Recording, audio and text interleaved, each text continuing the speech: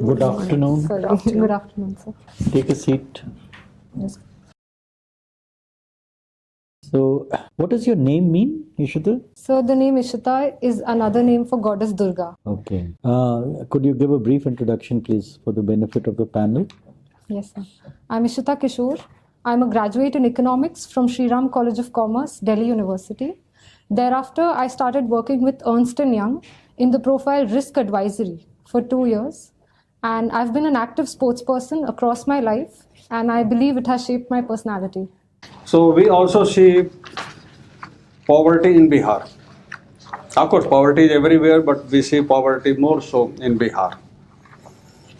I hope that Bihar is progressing and moving away from poverty, but it is said by experienced people that if you want to uplift a poor family, put money in the hands of women, not in the hands of men.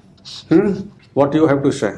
So poverty is one of the biggest problems and challenges that we are seeing. And this approach of putting money in the hands of the people, of the women. And Not the people. I said women. there are two persons in a family, Yes, sir. husband and wife, male and female. Yes, sir. So put the money in the hands of Females. female. So I believe this policy has seen success because women have been perceived to be better and more responsible spenders. So even in other schemes of the government, we are seeing that women-led households and women are being made in charge, whether it is PM Awas Yojana. So I think this gives more agency to the women and it brings their perspective of responsibility and care, at the same time also fulfilling their their outside household responsibilities. Good. Ishita, now we move to your subject, PE, Political Science and International Relations. Yes, sir. So, it is said that Pakistan is a failed state.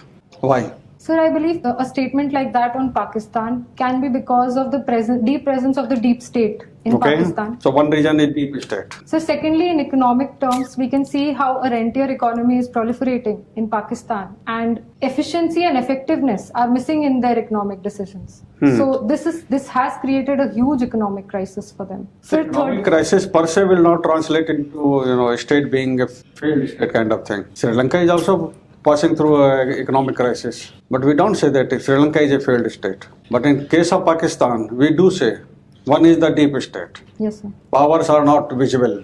Powers which drive the levers of everything are invisible. Yes, sir. And Sir, I think the decisions of the military in Pakistan do impact everything in their other aspects, whether it is economic or their international relations. okay, my last question. What is this Tehreek-e-Taliban Pakistan? So we have seen that in Peshawar recently, there were incidents of violence and Tehreek-e-Taliban was considered to be responsible for this.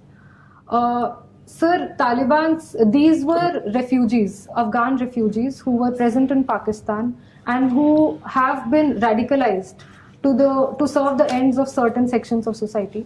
So this is why this problem is now affecting Pakistan itself rather than helping them. Okay.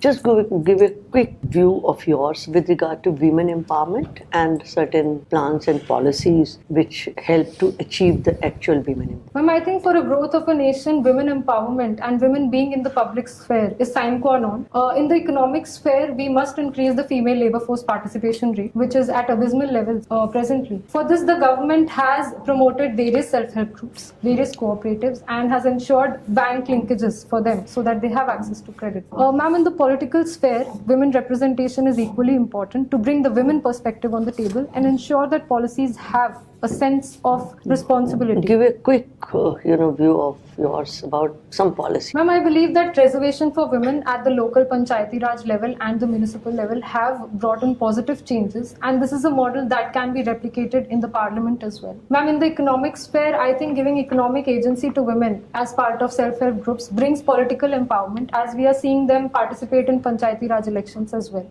But what about at the center and the state level? Like, for example, if I ask you present sitting government, can you just tell me how many women ministers are there in the cabinet? In the cabinet? Ma'am, in parliament it is 14%, but in cabinet I'm not sure of the exact number. Just give me the name of the ministers who are right now working with the government. Ma'am, we have the Finance Minister, Nirmala Sitharaman. Ma'am, we have Smriti Irani, who was formerly the Minister for Women and Child Development.